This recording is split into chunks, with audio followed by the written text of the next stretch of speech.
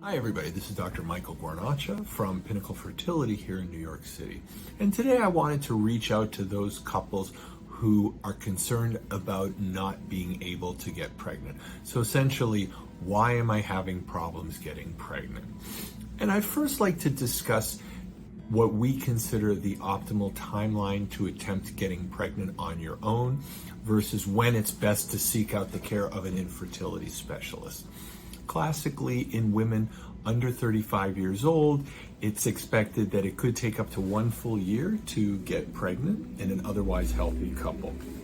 In women over 35 years old, we take a little bit more of an immediate tact and recommend that they proceed with a fertility workup or evaluation when they and their partner have been attempting to get pregnant for 6 months or less. The reasoning behind these timelines is based solely on the age of the woman. And in fact, we know that fertility or the ability to get pregnant is very much associated with a woman's age. This in and of itself is very much associated with the number and quality of eggs. Biologically speaking, we know that at birth, a female child has about 2 million eggs in her ovaries. By the time she goes through her first menstrual cycle or reaches puberty, she has about 350 to 400,000 eggs. And by the time she goes through menopause, at the age of anywhere between 50 and 52 years old, she's exhausted all of those eggs and therefore will stop having periods and go and experience menopausal symptoms. So that being said, I anticipate that a couple should consider fertility testing and evaluation at any time they are concerned, but once again with the understanding that there can be some timelines to follow which are classically good for good medical care. Now, when we evaluate a couple who's having problems getting pregnant, we look at least 4 different aspects of a couple's ability to conceive. Number 1, we evaluate something called the ovarian reserve, and that relates to, as I said, the number and quality of eggs in a woman's ovaries. And part of the consultation, after a full and thorough history are undertaken by your physician or nurse practitioner, as part of the consultation, as I said, we will do an ultrasound, a vaginal ultrasound, to evaluate the ovaries and measure something called the antral follicle count. An antral follicle is an egg that is getting ready to develop. And we know biologically every month a certain number of antral follicles will develop, with one of those antral follicles progressing on to become a mature ovulatory follicle with a mature egg in it. In addition to the ovarian reserve testing ultrasound, we will also do blood tests, including an FSH level and an AMH level. AMH stands for anti-Müllerian hormone.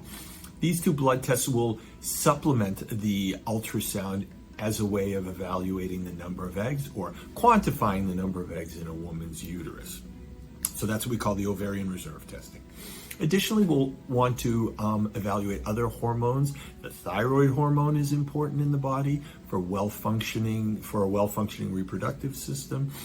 We measure the prolactin level, and depending on whether or not a woman's cycles are regular or irregular, there may be some other hormonal blood tests that we will want to evaluate as part of the workup.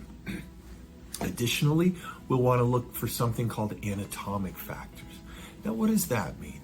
Well, in order for pregnancy to occur, you have to have a cervix, a uterus, and fallopian tubes that are open and normal and able to transfer sperm from the vagina after sexual relations up to an awaiting egg within the fallopian tube. So that being said, you have to have open fallopian tubes and a uterus with no obstructions in it like fibroids or polyps, and a normal cervix that will allow sperm to travel through the cervix after sexual relations.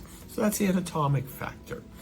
And that's done with what we call a hysterosalpingogram, where dye is used to evaluate the fallopian tubes and the uterus and make sure that there are no abnormalities and no blockages.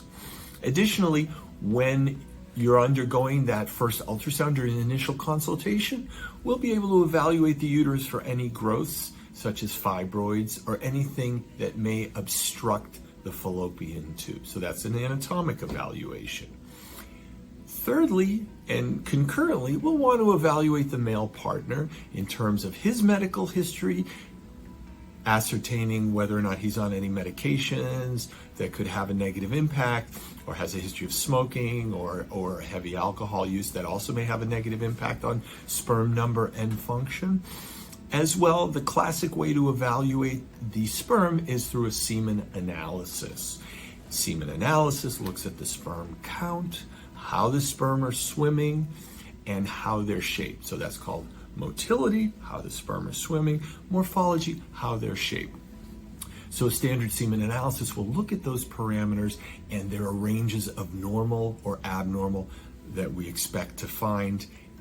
Based on the semen analysis result, if there are any abnormalities, our goal will be referral to a urology specialist for a more in-depth male workup, including potentially evaluation of the testicles with an ultrasound and hormonal testing on the male as well, akin to the same type of testing we would do on his female partner. Those three categories represent a major proportion of couples that may be experiencing some difficulty getting pregnant. And then the fourth category is defined as unexplained infertility. Now, what does that mean? Well, that relates to the fact that all the test results are within normal parameters. The woman is having normal regular menstrual cycles. The couple is engaging in mid-cycle intercourse on a monthly basis, but pregnancy itself is not occurring in a timely fashion. What's interesting is to note that even with unexplained infertility, where you don't come up with a specific diagnosis, there are definitely treatment protocols which are designed to enhance the timing of pregnancy and condense the timeline to get pregnant into a more reasonable fashion. Once all your testing has been undertaken, you'll follow up with your specialist, with your reproductive medicine specialist, go over the results of the testing, and then decide on a plan of action based on the test results. I feel it's important to do a thorough history, physical exam, evaluation to leave no stone unturned. And in this way, we can offer a personalized assessment of a couple's fertility status and point out difficulties they may be having and the reason for those difficulties. And in this way, we can get a couple into the most efficient and most cost-effective as well treatment options for them.